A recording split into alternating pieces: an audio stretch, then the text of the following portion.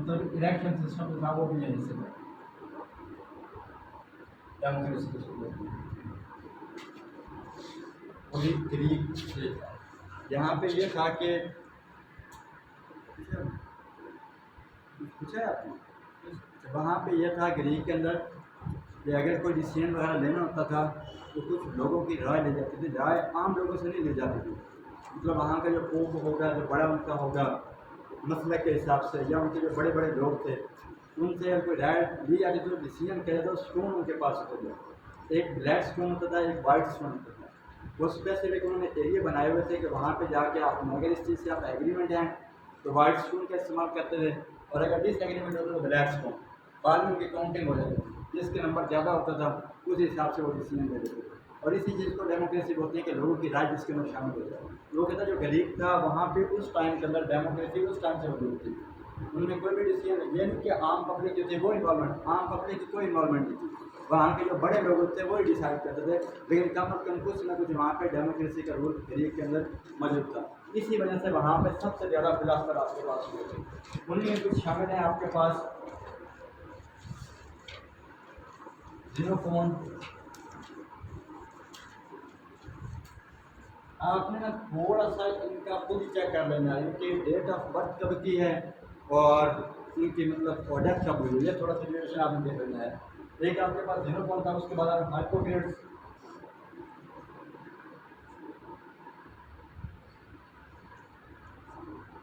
Pythagoras,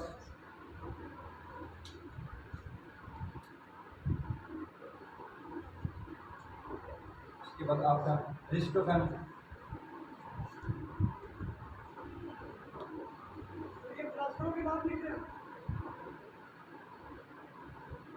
देखिए हाँ ये फिलोसफर के नाम है।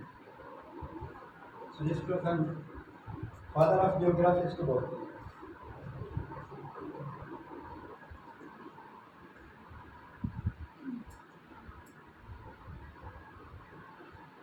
आपके बारे में सबसे पहले इसने मेजरमेंट करना स्टार्ट की थी अरिस्टोफेन, इसके बाद आप जियोग्राफी बोलते हैं। इसके बाद आपके पास है सुकरात, प्लाटो, अरिस्टोटल,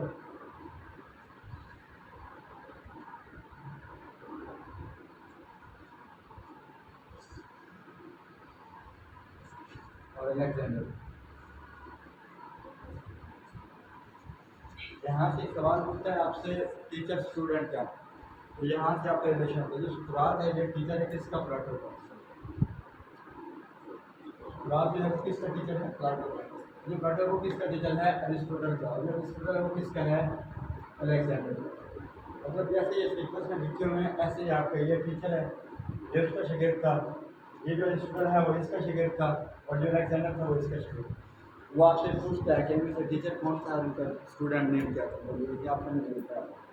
इस सीक्वेंस के अंदर सुकरात, प्लाटो, अरिस्टोटल और अलेक्जेंडर।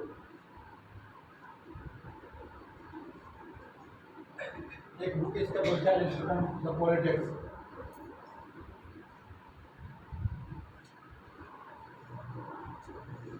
और प्लाटो ने एक बुक लिखी थी द रिपब्लिक।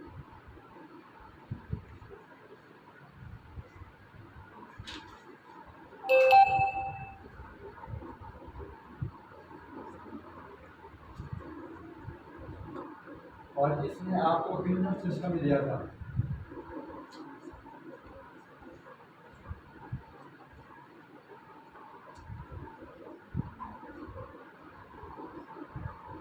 उस टाइम पे इसने टू किंगडम सिस्टम इंट्रोड्यूस करवाया था अलेक्जेंडर ने।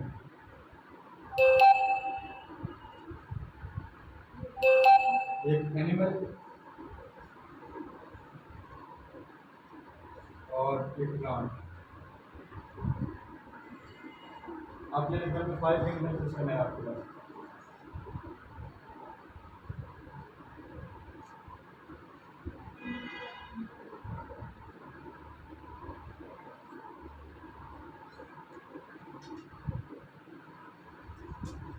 ये कुछ फिलासफर थे यहाँ पे।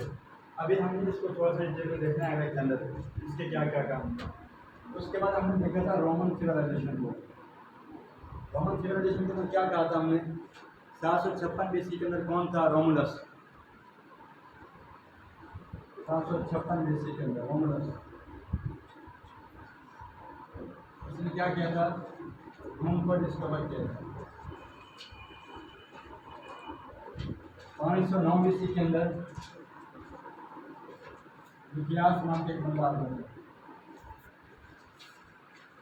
और उसने रोमन रिपब्लिक एस्टैब्लिश की थी।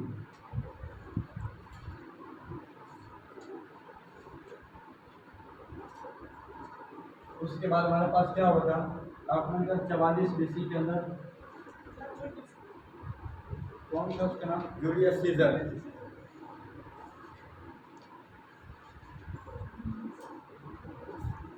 और इसके डेथ हो गई। उसके बाद आपके पास कौन आया था? अगस्टस ऑक्टेवियन था,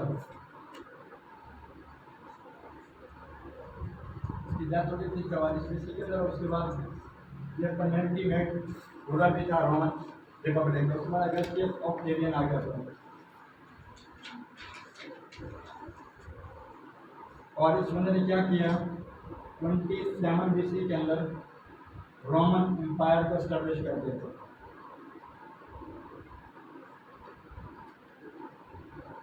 रोमन एम्पायर एस्टेब्लिश कर दिया था। अब रोमन एम्पायर कैसे इसने एस्टेब्लिश की वो हम देखेंगे 27 बीसी के अंदर। इसने क्या किया? इसने इजिप्ट को फतह कर दिया था, इजिप्ट को। और जब आपको मैंने कहा एम्पायर कब बनती है? जब एरिया एक स्पेसिफिक एरिया ना हो, मोर देन वन साइड के उनके एरिया हों, बहुत बड़ी सल्तनत हो, तो एम्पायर एस्टेब्लिश हो गई 27 बीसी के अंदर। अच्छा, उस वक्त इजिप्ट के अंदर क्या था? हमने इजिप्शियन सिविलाइजेशन को पढ़ा था। हमने कहा था रिवर नाइल के किनारे हमारे पास एक सिविलाइजेशन थी जिसको हमने इजिप्शियन सिविलाइजेशन कहा था। उसके मुख्तलिफ ड्यूरेशन थे हमारे पास इजिप्शियन थे।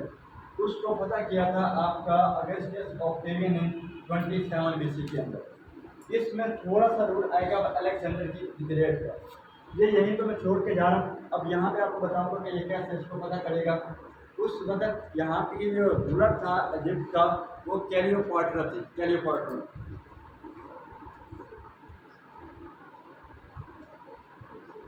यह रूलर थी उस टाइम जब इसको अगस्टस ऑक्टेवियन ने पता किया था, क्लियोपाट्रा। अब यहाँ पे अलेक्जेंडर को हम थोड़ा सा देख लेते हैं। इसका एक भाव था अलेक्जेंडर द ग्रेट का, conquer the world.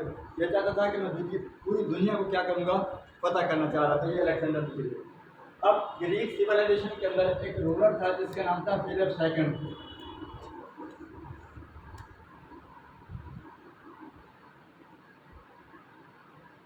Philip second ये फादर था किसका? अलेक्जेंडर का। इसकी हुकूमत थी 338 बीसी के अंदर। ये किसका रूलर था? यूनान का। किसका था? मैसेडोनिया। आपको मैं यूरोप के अंदर पढ़ाया था 2 कंट्री, एक मोंटेनिग्रो था, एक मैसेडोनिया था, और उसी के साथ ग्रीस भी था। मैसेडोनिया का रूलर था फिलिप सेकंड कब? 338 बीसी के अंदर। उसके बाद क्या हुआ कि यहाँ पे इसके ऊपर जो ग्रीस का एरिया था ना, इसके नीचे साइड पे ग्रीस के, वहाँ पे डिफरेंट किस्म के सोसाइटीज में किंगडम टाइप कुछ लोग थे वहाँ पे, और हर टाइम वहाँ पे जंग रहती थी। तो ये जो फिलिप सेकंड था इसने क्या किया? उसको जाके पता किया था किसको? ग्रीस को। ग्रीस को पता करने के बाद क्या हुआ कि 336 बीसी के अंदर इसको असैसिनेट कर दिया गया। इसको फिलिप सेकंड को 336 बीसी के अंदर असैसिनेट कर दिया गया। और इसी का शहजादा था अलेक्जेंडर द ग्रेट। और इसकी कब हुई? 356 बीसी के अंदर इसकी डेट ऑफ बर्थ है, इसकी पैदाइश है जी 356 बीसी के अंदर। कहाँ पे? मैसेडोनिया के अंदर। 338 में क्या हुआ? 338 में क्या उसको असैसिनेट कर दिया गया इसके फालिद को, फिलिप सेकंड को। 338 के अंदर बीसी के अंदर इसकी हुकूमत आई थी, कहाँ पे, मैसिडोनिया के अंदर, और इसने ग्रीस को जाकर फतह किया था और उसके बाद 336 बीसी के अंदर इसको असैसिनेट कर दिया। फिलिप सेकंड की जो हुकूमत बनी मैसिडोनिया के अंदर कब बनी, 338 बीसी के अंदर। मैसिडोनिया के अंदर ये रूलर था, हुक्मरान था, और इससे नीचे ग्रीस है और जो मैप हमने बनाया था मुल्क, वहाँ पे लोगों की आपस में लड़ाई रहती थी, तो इसने उस ग्रीस को फतह किया और उसके बाद 336 बीसी के अंदर इस फिलिप सेकंड को असैसिनेट कर दिया। जब इसको असैसिनेट किया तो इसका जो शहजादा था अलेक्जेंडर द ग्रेट, ये देखें 356 बीसी के अंदर इसकी डेट ऑफ बर्थ है। अब 356 हमें बीसी बैकवर्ड पे जाएगा, एडी आपका आगे मूव करता है, नियर अबाउट 16 ईयर इसकी उम्र बनती है, 14-15 के करीब। जब ये क्या बना, ये हुक्मरान बना, और जब ये हुक्मरान बना तो वहाँ के लोगों ने भी इसको एक्सेप्ट नहीं किया था। तो पहले तो इसने मैसिडोनिया के अंदर अपनी हुकूमत को स्ट्रॉन्ग किया, और जो इसके वालिद साहब ने ग्रीस को फतह किया था वो वापस दोबारा उन्हीं के पास चला गया था। तो 4 साल इसने वहाँ पे लड़ाई की और 332 बीसी के अंदर इसने ग्रीस को भी फतह कर दिया। अब इसलिए देखना ये इसकी है कहाँ पे और ये काम क्या क्या कर रहा है। 336 बीसी के अंदर ये कहाँ का रूलर बन रहा है, मैसिडोनिया का, 336 बीसी के अंदर, क्योंकि इसके वालिद साहब को असैसिनेट कर दिया गया। और 332 बीसी के अंदर ये क्या करता है, जो पूरा इलाका था ग्रीस का उसको ये क्या करता है, फतह कर देता है 4 सालों के अंदर ग्रीस को। वहीं यूरोप के अंदर मैसिडोनिया का इलाका, ग्रीस का सारा, उसको ये कंट्रोल है। अब इसका ख्याल क्या था, कंकर द वर्ल्ड। अब ये क्या करेगा, 331 बीसी के अंदर ये वहाँ पे हमने पढ़ी थी। अब ये चीज़ें थोड़ा थोड़ा आपस में मिलना शुरू हो जाएंगी, मिक्स होना शुरू हो जाएंगी। इराक के अंदर एक हमने सिविलाइजेशन पढ़ी थी, उसका नाम क्या था, मेसोपोटामियन सिविलाइजेशन। और हमने कहा था कि मेजर पोर्शन ये हमने कहा था कि इराक, ईरान, टर्की और सीरिया के अंदर मौजूद थी, लेकिन हमने ये कहा था कि इसका मेजर पोर्शन इराक के अंदर था, इसलिए इराक का ओल्ड नेम भी क्या था, मेसोपोटामिया। फिर मैंने आपको कहा था 330 बीसी के अंदर नियर अबाउट जाके ये थोड़ी सी डेवलप हो गई थी और ये वहाँ पे बन गई थी सुमेरियन सिविलाइजेशन। उसके बाद वहाँ पे आपके पास है ये बेबीलोनियन एम्पायर, उसके बाद आपकी है असीरियन एम्पायर, उसके बाद है एक्मनीड एम्पायर, उसके बाद आपके पास थी, पहले आपके पास है बेबीलोनियन एम्पायर, ये इराक का बता रहा हूँ आपको।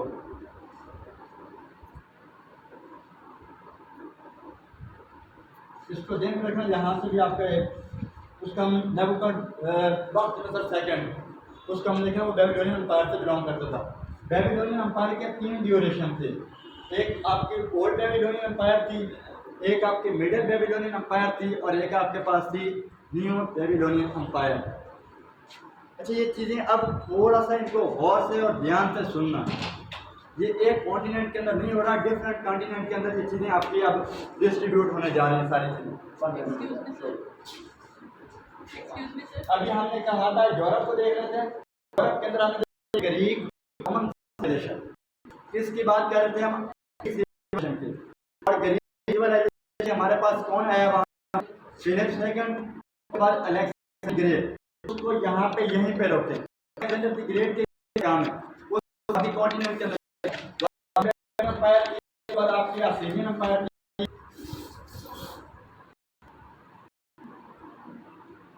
उसके बाद एक्मनीड एम्पायर थी,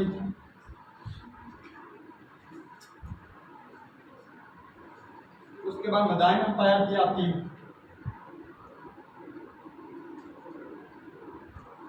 जो आपकी एक्मनीड एम्पायर थी ना उसके 3 रूलर थे वहां पे। एक आपके पास था साइरस द ग्रेट, उसके बाद आपके पास था कैबियस, उसके बाद आपके पास था डेरियस थर्ड। एक्मनीड एम्पायर के 3 रूलर हैं, साइरस द ग्रेट,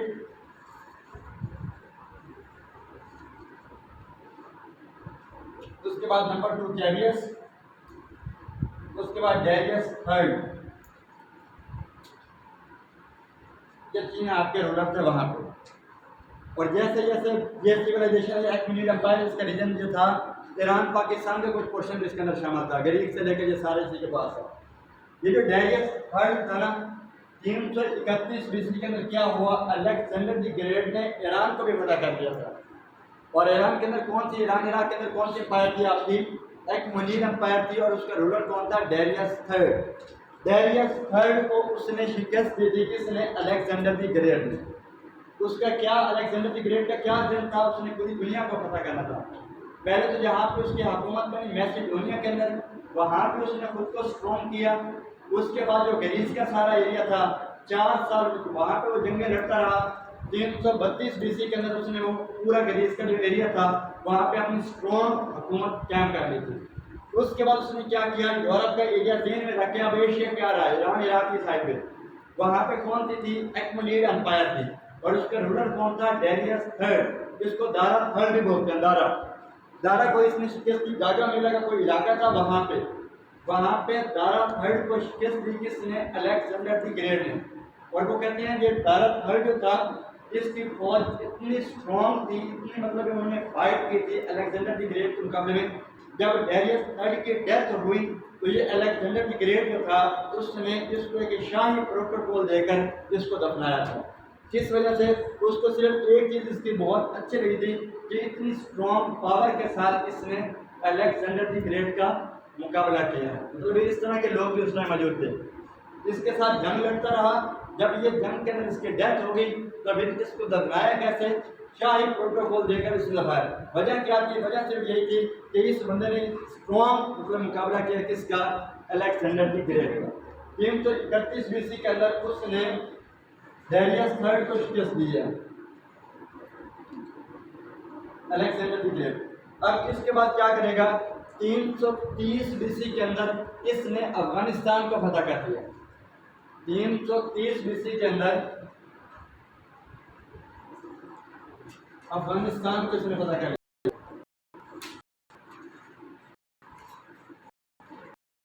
और वहां पे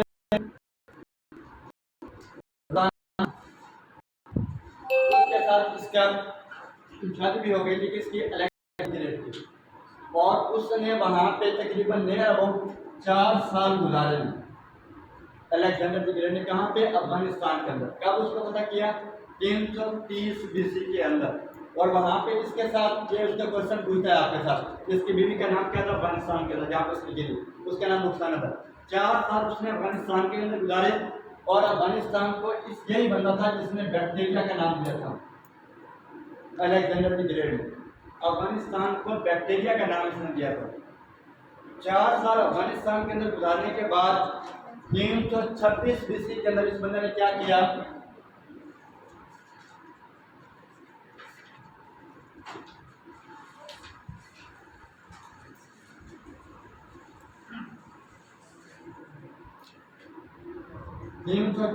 बीसी के अंदर क्वेश्चन था, बैटल ऑफ हाइडापस। 326 बीसी के अंदर हुई थी वो बैटल ऑफ हाइडापस। कहाँ पे थी, झेलम रिवर के किनारे, बैटल ऑफ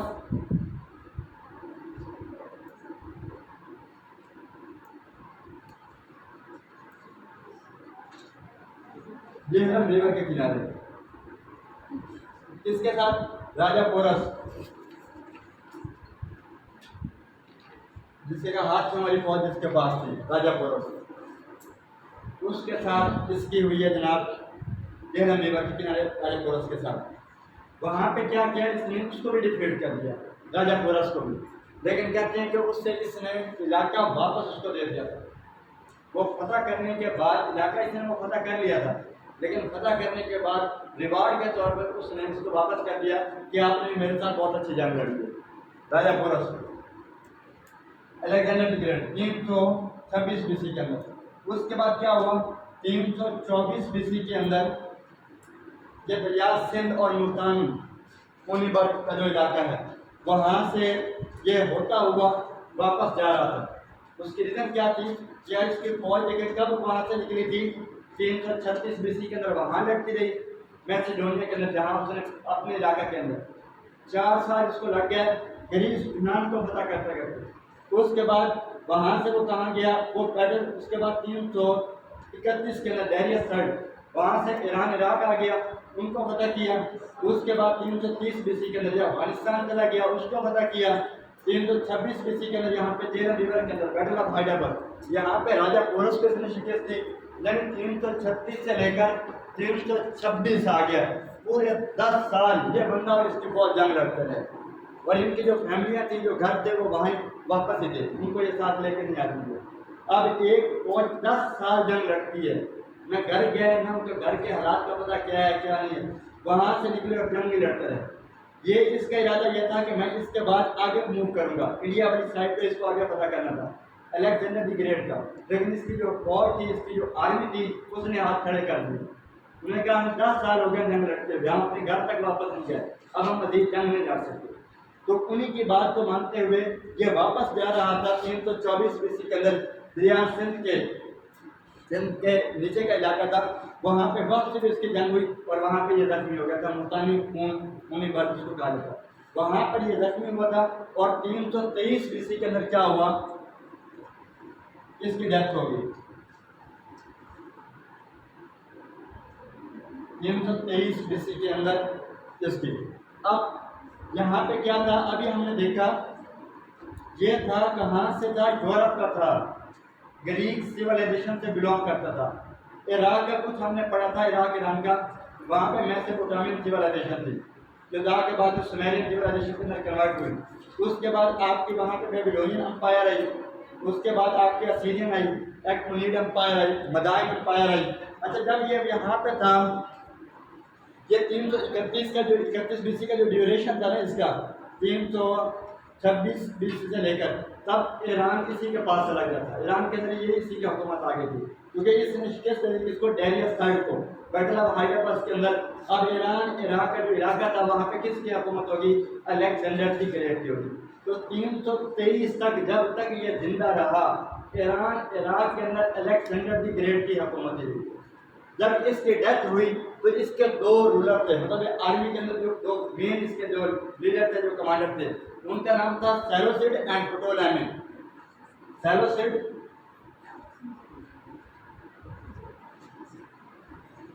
और प्टोलेमी, सेलोसिड एंड प्टोलेमी। अब जो सेलोसिड था, इसने क्या किया, इसने ईरान के अंदर अपनी हुकूमत बना ली। और ये जो सेलोसिड इसने क्या बना ली, ईरान के अंदर अपनी हुकूमत बना ली। और जो प्टोलेमी था, इसने इजिप्ट के अंदर अपनी हुकूमत बना ली, मिस्र के अंदर। 331 BC के अंदर उसने मिस्र को भी फतह किया था, इजिप्ट को भी फतह किया था इसने।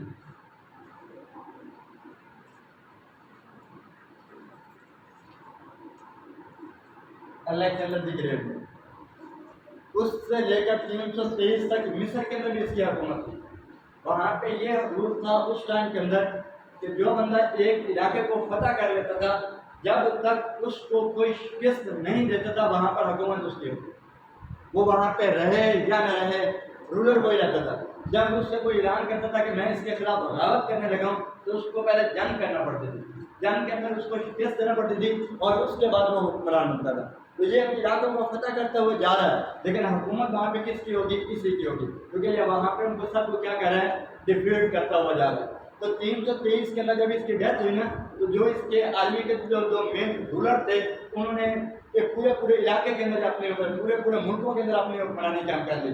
ये जो प्टोलेमी था, ये मिस्र के अंदर चला गया, मिस्र के अंदर हुक्मरान बन गया, और जो आपका सेलोसिड था वो ईरान के अंदर आ गया आपके पास।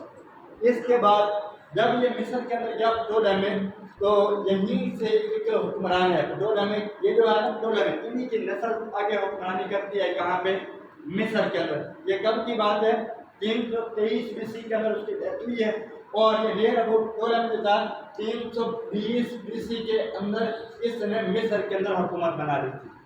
अब जेन में आपके हो Egyptian civilization, Egyptian civilization river Nile के किनारे थी, एक ही वहाँ पे आया मसला क्या, 331 BC के अंदर अलेक्जेंडर द ग्रेट जो कि ग्रीक सिविलाइजेशन से बिलोंग करता था, उसने डिफीट किया और वहाँ पे के अंदर किसकी हुकूमत आ गई, अब अलेक्जेंडर द ग्रेट की। 323 BC तक उसकी हुकूमत रहेगी और उसके बाद 320 BC के अंदर क्या होगा, पटोलेमी वहाँ पे हुकूमत करेगा। कहाँ पे, मिस्र के अंदर।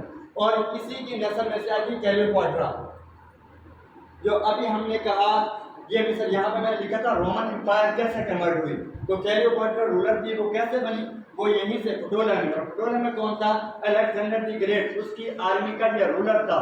जब ये उसकी डेथ हो गई अलेक्जेंडर द ग्रेट की, ये चला गया मिस्र के अंदर पटोलेमी और इसने अपनी हुकूमत वहाँ पे एस्टेब्लिश कर ली 320 BC के अंदर। और ये कब कन्वर्ट हो रहा है, 27 BC के अंदर आके आपकी रोमन एम्पायर एस्टेब्लिश हो रही है। कब, 320 BC से लेकर 27 BC तक यही लोग हुक्मरान वहाँ पे रहे और इन्हीं की नस्ल के लोग वहाँ पे हुक्मरानी करते रहे।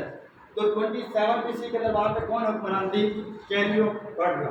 अब ये जो आपके रोमन एम्पायर थे ना, अगस्टस ऑक्टेवियन, अगस्टियस ऑक्टेवियन जो था वो आपका रूलर था, कहाँ का, रोमन का, रोमन रिपब्लिक का। कब, 27 BC के अंदर। अब ये जो रोमन रिपब्लिक थी वहाँ पे हुकूमत कैसे एस्टेब्लिश होती थी, एक तो वहाँ के जो पोप,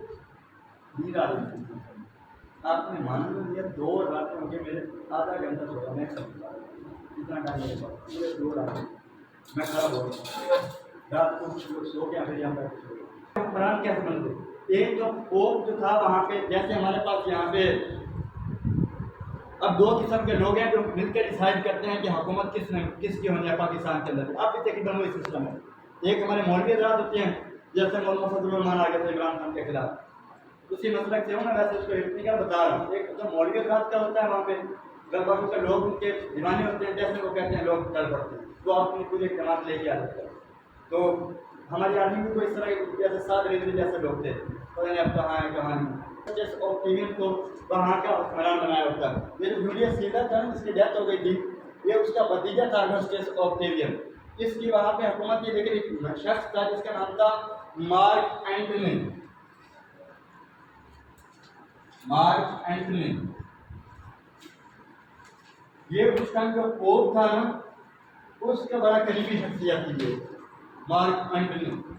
और अगस्टियस ऑक्टेवियन जो था, इसको मार्क एंटनी से बड़ा डर लगा रहता था, क्योंकि वहाँ पे लोगों ने हुकूमत बनानी नहीं होती, इलेक्शन कमीशन बनानी होती है। इलेक्शन कमीशन वहाँ पे कौन था, वो पोप था, उसी ने सारा कुछ करना था और उसका राइट हैंड था मार्क एंटनी। अगस्टियस ऑक्टेवियन को पता था कि ये बंदा है जो मेरी हुकूमत को क्या कर सकता है, ख़त्म कर सकता है। और दूसरा बदकिस्मती ये थी कि इन दोनों बंदों का रिलेशन बन गया था क्लियोपाट्रा के साथ, जिसके साथ क्लियोपाट्रा जो कहाँ की हुक्मरान थी, इजिप्ट की पटोलेमी की नस्ल से आई थी। मार्क एंटनी जो था, इसने क्लियोपाट्रा के साथ इसकी शादी हो गई मार्क एंटनी की। रोमन एम्पायर के जो 2 अगस्टियस ऑक्टेवियन हुक्मरान है और मार्क एंटनी वहाँ का जेडी वैंस है, जैसे अमेरिका का ट्रंप का जेडी वैंस, मतलब मेन उसका बनता मार्क एंटनी। अगस्टियस ऑक्टेवियन को इसी बंदे से खतरा था कि ये मेरी हुकूमत गिरा सकता है। और दूसरा, इन दोनों का रिलेशन बन गया था क्लियोपाट्रा के साथ, अगस्टियस ऑक्टेवियन का भी और मार्क एंटनी का भी। इस बंदे ने उसके साथ शादी कर ली क्लियोपाट्रा के साथ, मार्क एंटनी ने। अब ये बंदा खुद को वीक महसूस कर रहा था, एक हुक्मरान है, रूलर है पूरी सल्तनत की, मिस्र की, और उसके साथ उसकी शादी भी हो गई है और जो पोप है जिसने इसको हुक्मरान बनाया हुआ है, उसका वो राइट हैंड भी है मार्क एंटनी। तो इसको इसका डर था, इसने क्या किया, मार्क एंटनी और क्लियोपाट्रा दोनों को कत्ल कर दिया, दोनों का असैसिनेट कर दिया। अगस्टियस ऑक्टेवियन दोनों का जड़ से मसले खत्म कर दिए, क्लियोपाट्रा की भी और मार्क एंटनी की भी। और रोमन रिपब्लिक से तब क्या एस्टेब्लिश हो गई आपकी, रोमन एम्पायर।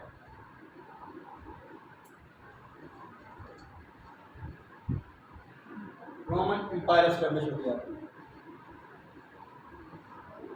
एस्टेब्लिश कर ली, उसी की नस्ल चलती है, वो आगे क्लियोपाट्रा तक। अब ये जो रोमन एम्पायर थी, इसका जो था अगस्टियस ऑक्टेवियन, उसने 27 BC के अंदर उसको असैसिनेट कर दिया और अब उसकी हुकूमत आ गई है मिस्र के अंदर भी। कहाँ पे रोम है, इटली जिसका कैपिटल है रोम, यूरोप के अंदर, और कहाँ पे आपका इजिप्ट है, अफ्रीका के अंदर। तो अब इसीलिए इसको क्या बोलते हैं, रोमन एम्पायर। पहले जो रोमन रिपब्लिक थी, अभी क्या बन जाएगी, रोमन एम्पायर बन जाएगी। उसको असैसिनेट करने के बाद अब इसकी हुकूमत आ जाएगी अगस्टस ऑक्टेवियन। अब इसके बाद क्या होगा, 27 BC के बाद यहाँ पे एक रूलर आएगा, उसका नाम था कॉन्स्टेंटाइन वन। उसका नाम क्या था, कॉन्स्टेंटाइन वन।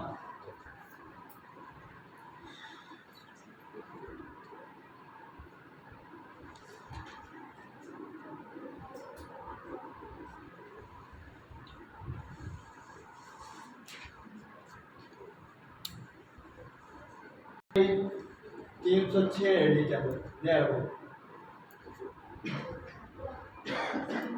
कहाँ पे इसकी हुक्मरानी है, रोमन एम्पायर के अंदर। रोमन एम्पायर के अंदर कौन था जिसने स्टैब्लिश की थी, अगस्टस ऑक्टेवियन। रोम कहाँ पे है, यूरोप के अंदर है ना, इटली का कैपिटल है ना रोम, तो वहाँ पे इसकी हुकूमत थी। और यही हुकूमत आगे चलते चलते कौन आ गया, अब कॉन्स्टेंटाइन वन आ गया। कब आया, 306 AD के अंदर। अब यहाँ पे क्या होगा, 330 AD के अंदर, 330 AD के अंदर ये ईसाई हो जाएगा, क्रिश्चियन ईसाई हो जाएगा 330 AD के अंदर।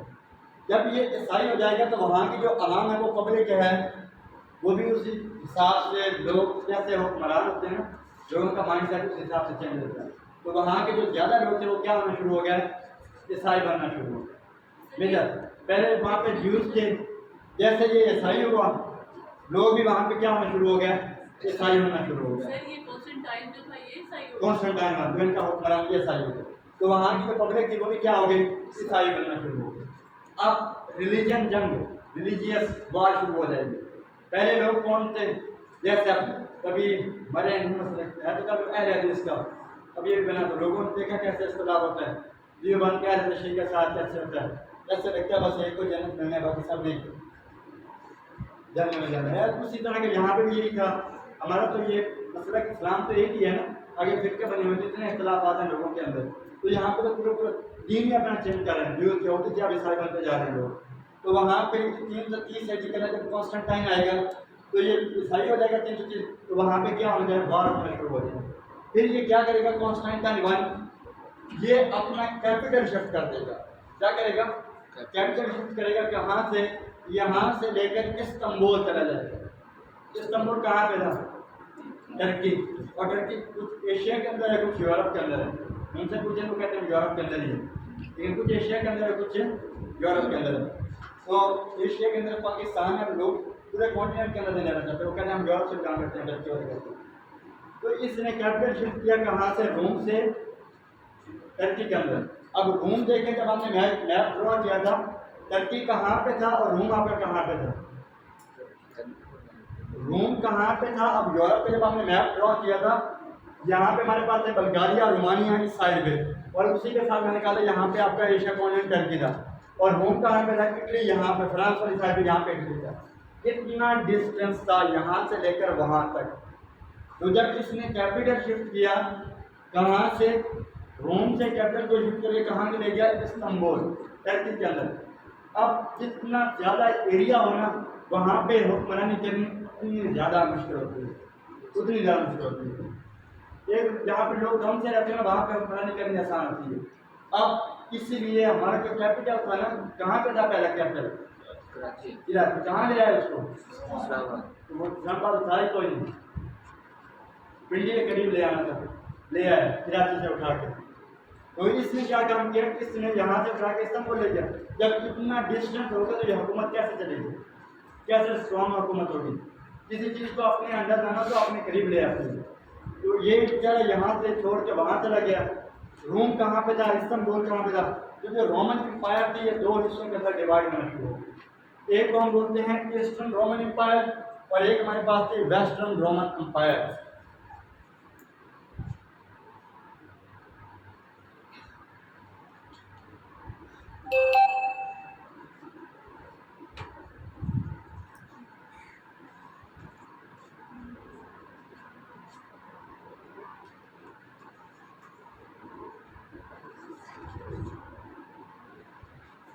इसमें लिख दिया सारी, ये भी बना, ये लिख रहा है ये सब कुछ।